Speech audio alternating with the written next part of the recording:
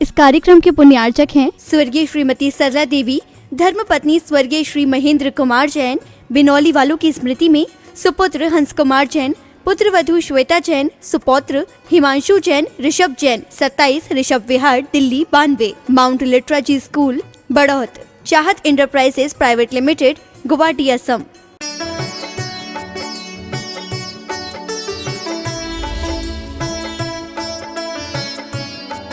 पूर्वजों के सद्गुणों का गान कर सकती नहीं वो जाति, इतिहास में कभी मान रख सकती नहीं। पूर्वजों के गुणों का स्मरण और उनके गुणों के गान जो नहीं कर सकती है वो जाति इतिहास में भी कहीं अपना मान नहीं रख सकती, स्थान नहीं रख सकती। अभी आप सुन रहे थे भारत का नाम पड़ा, कैसे पड़ा? ऋषभ देव के पुत्र भरत के नाम से पड़ा। 2001 में छोटी किताब लिखी थी हमने, संक्षिप्त जैन इतिहास, और उसको लिखते वक्त भी ये पूरी तरह से ख्याल में आया कि इस देश का नाम चक्रवर्ती भरत के नाम से पड़ा। एक बार गृह मंत्री के सामने, अभी वो रक्षा मंत्री हैं राजनाथ सिंह, और दूसरी बार अर्जुन मुंडा केंद्रीय मंत्री के सामने। मोदी जी को भी विषय मालूम है और जो भी प्रज्ञाजीवी लोग हैं सबको मालूम है कि देश का प्राचीनतम नाम भारत ही है, और वह भारत जैसा कि 18 में से 12 पुराणों में उल्लेख है, ऋषभ देव के पुत्र भरत चक्रवर्ती के नाम से भारत नाम पड़ा था। कितने बड़े गौरव की बात है कि हम उन महापुरुषों के वारिस हैं जिनके नाम से इस देश का नाम भारत पड़ा। आज एक मोहल्ले का नाम रखवाने के लिए तरस जाते हैं, एक सड़क का नाम रखवाने के लिए परेशानियां खड़ी हो जाती हैं। कैसा वैभवशाली इतिहास रहा है, कैसा गौरवशाली हमारा भूत रहा है। ऋषभ देव इक्ष्वाकु कहलाते थे। इक्षु का उपयोग करना, इक्षु का उत्पन्न करना उन्होंने जनता को सिखाया भूख मिटाने के लिए। गन्ना, वो इक्ष्वाकु कहलाते थे। और आपको मालूम होना चाहिए, वाल्मीकि महाकवि ने राम को भी इक्ष्वाकु वंश ही लिखा है। राम का जन्म भी इक्ष्वाकु वंश में हुआ। पूरे इक्ष्वाकुओं की परंपरा है वो, पहले तीर्थंकर से लेकर के और अधिकतम तीर्थंकर इक्ष्वाकु वंश में हुए। अभी एक बात सुन रहे थे, सम्राट खारवेल भी इक्ष्वाकु वंशी थे।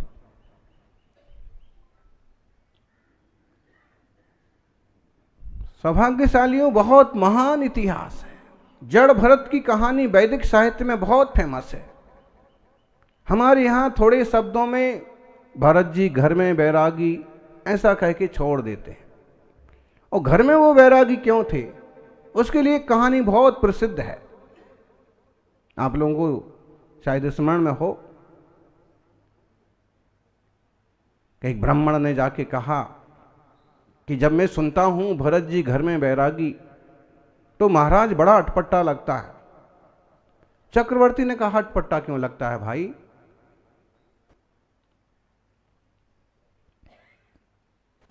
क्या घर में रह के कोई बैरागी नहीं हो सकता? और इस टाइप की कहानी आगे बढ़ती है। वैदिक साहित्य में उन्हें जड़ भरत कहा है।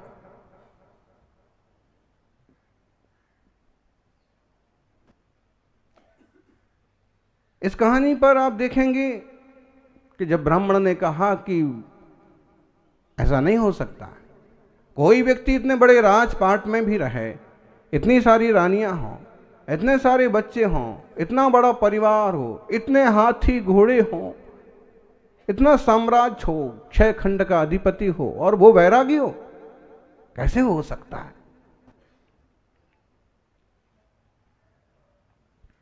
आप कैसे घर में बैरागी है? मुझे तो कुछ समझ में नहीं आता। उन्होंने कहा बिल्कुल समझ में आ जाएगा, ऐसा करो, ये तेल से भरा हुआ पात्र है, इसे अपनी हथेली पर रखो। तेल से भरा हुआ पात्र है, जल से भरा हुआ पात्र है, इसे अपनी हथेली पर रखो और जाकर के पूरा रनवास देख के आओ, खजाने देख के आओ, वैभव देख के आओ, समृद्धियां देख के आओ। ब्राह्मण ने सोचा कि यहां तक आने से चलो एक तो फायदा हुआ कि पूरा वैभव देखने को मिलेगा। चक्रवर्ती ने कहा लेकिन शर्त एक है कि अगर एक बूंद भी तेल कहीं छलक गया, इस कटोरे से एक बूंद पानी, एक बूंद तेल भी इधर से उधर हो गया तो ये दो तलवार बाज लोग तुम्हारे साथ रहेंगे, नंगी तलवार इनके हाथ में रहेगी और जहां ही थोड़ा सा व्यतिक्रम हुआ कि वहीं तुम्हारा सर जो है धड़ से अलग कर दिया जाएगा। ब्राह्मण ने सोचा कि तुम भी मौत मरे, क्या जरूरत पड़ी है रनबाज देखने से, जिंदा रहेंगे तो अपना घर देख लेंगे। फिर भी अब जब कहा है और जो बात आगे बढ़ चुकी है, अमल तो करना पड़ेगा। हाथ पर रख दिया गया तेल से भरा हुआ कटोरा और पूरा सब दिखाया। देखिए ये अमुक देश की राजकुमारियां हैं जो महाराज की रानी हैं, ये तमुक देश की, ये हीरे मोतियों का भंडार है, ये उनका सैनागार है, इनके प्रसिद्ध अस्त्र शस्त्र हैं, सब कुछ दिखाया गया। दशांग जो भोग होते हैं चक्रवर्ती के दशांग भोग हैं,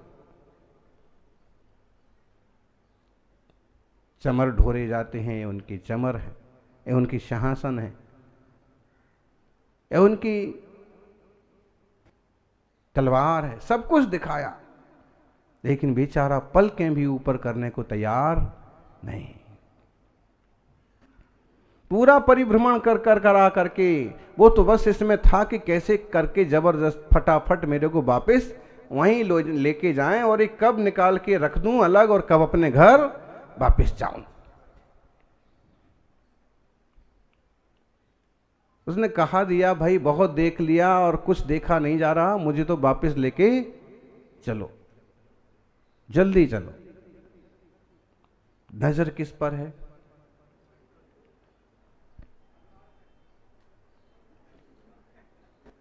नजर तो तलवार पे भी नहीं है, नजर तो पात्र पे है कि कहीं एक बूंद गिर ना जाए। भय तलवार का है कि अगर एक बूंद इधर गिरा तलवार माथे पर पड़ेगी, गले पर पड़ेगी और सर धड़ से अलग हो जाएगा। धमकियां दी जाती हैं आजकल।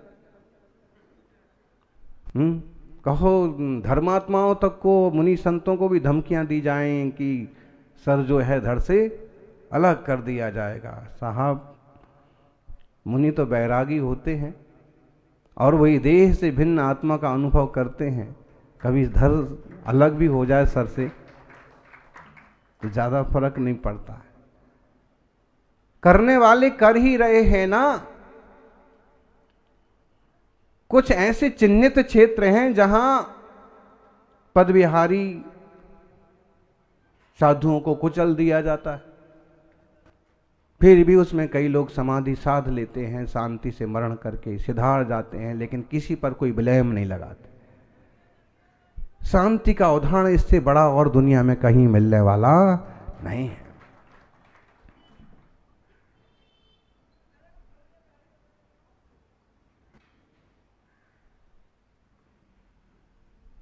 सबको सद्बुद्धि मिले।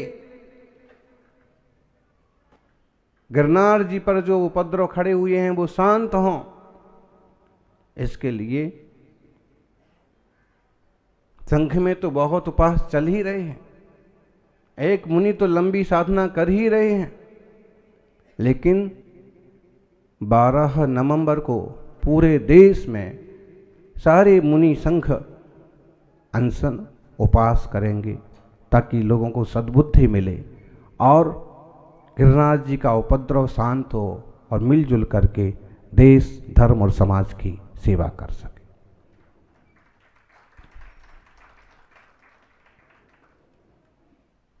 12 नवंबर को हजारों साधु, लाखों श्रावक उपवास करेंगे, एकासन करेंगे, पोषद करेंगे।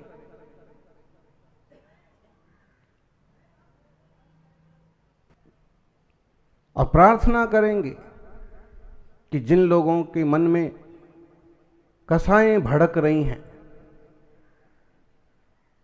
उनकी कसाएं शांत हों।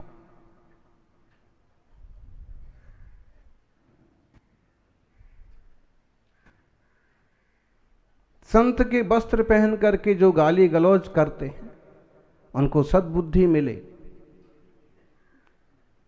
और गिरनार की 5वीं नोक पर नेमिनाथ भगवान के दर्शन बंदन करने का सबको अधिकार रहे। भाई आपको जो मानना है सो मानते रहो, पहाड़ तो कोई कहीं उठा के लेके जाएगा नहीं। लेकिन श्री कृष्ण जी के चचेरे भाई थे नेमिनाथ, तीर्थंकर थे, खुद महाराज कृष्ण उनका सम्मान करते थे। और अगर उनके चरणों का वंदन कोई करता है, उनका कोई जयकार करता है, तो उसे अपशब्द तो नहीं कहा जा सकता है, उसे किसी का अपमान तो नहीं कहा जा सकता है। लेकिन संख्या बल जैनों का इतना घट गया कि सामान्य दर्जे के लोग भी गाली गलौज करने को तैयार हो गए। खैर, बात इतनी सी है।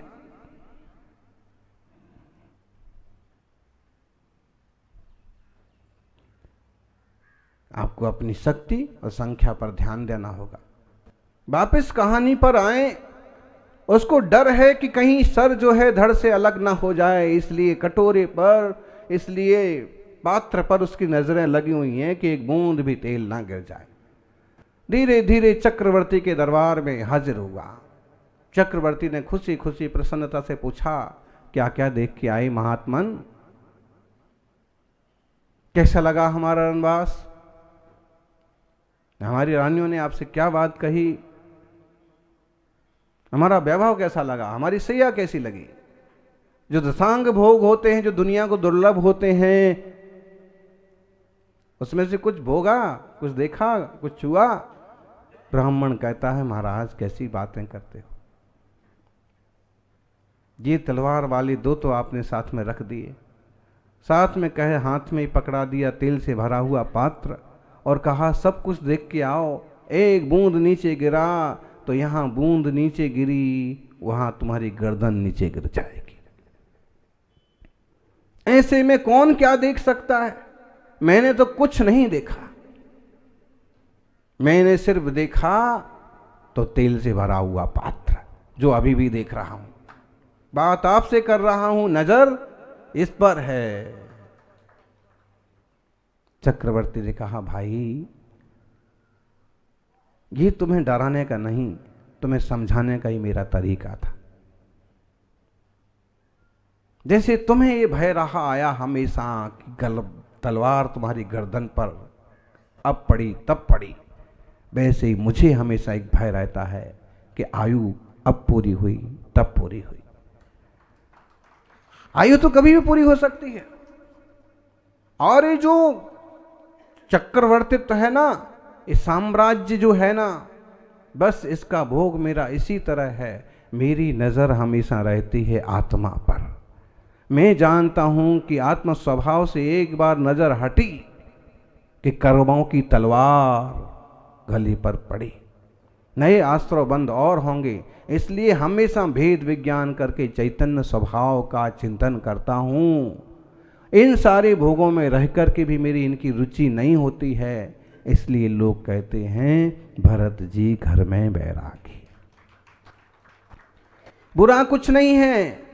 और एक बात और आज विशेष रूप से स्पष्ट हो जाना चाहिए, कि वैदिक संस्कृति में जो जड़ भरत कहा है, विचारने की बात है, जिसका सबसे शक्तिशाली भाई बाहुबली युद्ध में विजय करने के बाद भी सब कुछ छोड़ के चला जाए, वैराग्य स्वीकार कर ले, जिसके सगे 99 भाई बिना कुछ कहे, बिना कुछ जाने बूझे, बिना आंख उठाए, सिर्फ फरमान सुनते ही कि या तो नमस्कार करो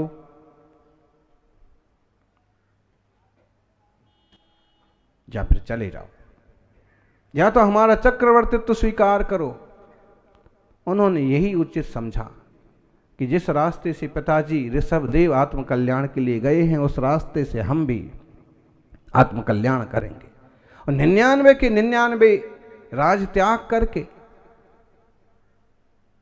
चक्रवर्ती के लिए राज छोड़ करके, अपने पुत्रों को अपने काका की, अपने ताऊ की सेवा करने की आज्ञा दे करके, और खुद तपस्या के लिए निकल, जिनके भाई चले गए हों, सबसे शक्तिशाली, प्रभावशाली, प्रिय भाई, भले दूसरी मां की थी, ऐसा स्वाति स्वनंदा, लेकिन प्रेम बहुत अपूर्व था। और जिस राज के कारण से, जिस संपत्ति के कारण से पूरा परिवार छोड़ के चला गया हो, यहां तक कि बहनें भी, उन्होंने विवाह नहीं किया। देश की, समाज की समृद्धि के लिए पिताजी का आदर्श लेके ऋषभदेव के चरणों में उन्होंने ही ब्राह्मी सुंदरी ने आर्य का दीक्षा स्वीकार की। ब्राह्मी के नाम पर आज भी देश में ब्राह्मी लिपि है, लिखी हुई है, पत्रों पर खुदी हुई है। जिस खंडगिरी, उदयगिरी पर अवैध निर्माण और कब्जे चालू हो गए, वहां की हाथी गुंफा में एक बड़ा सारा शिलालेख है। उसमें ही पहली बार 2200 साल पहले उस लेख की 10वीं पंक्ति में भरतवर्ष नाम से इस देश का नाम भारतवर्ष है, ये उल्लेख हुआ था। सौभाग्यशालियों, क्या बीती होगी उन पर, विचार करना। इस पंक्ति को आप भी गा लेते हैं, भरत जी घर में बैरागी। एक दिन बहुत अच्छे ढंग से गीत पेश किया था, भी तो अन्न धन सबके त्यागी। और वैदिक लोग भी उनकी कहानी बड़े विस्तार से लिखते हैं, जड़ भरत। लेकिन ऐसा क्यों हुआ, कितनी बड़ी घटना घटी होगी उनके भावों पर कि जरा सा इशारा मिलते ही भाइयों ने संसार में रहना उचित नहीं समझा, परमार्थ के लिए सब कुछ छोड़ के चले गए, और सबका सब उनके माथे फड़ गया। और अब उनको ख्याल में आया कि राज से ज्यादा कीमती होता है भाइयों का प्यार। राज संपत्ति, चक्रवर्तित्व से ज्यादा महत्वपूर्ण होता है आपस के अच्छे रिश्ते। लेकिन सारे भाई छोड़ के चले गए, कोई नहीं बचा। बहनें भी चली गईं, दूर देश में विहार कर रहे हैं, मुनि बन के तप कर रहे हैं, बेनग्न मुद्रा लेकर के, निर्वस्त्र होकर के, पूर्ण दिगंबरत्व स्वीकार करके, और वन वन साधना कर रहे हैं। फिर मुझे कैसे पलंग पर नींद आ सकती है।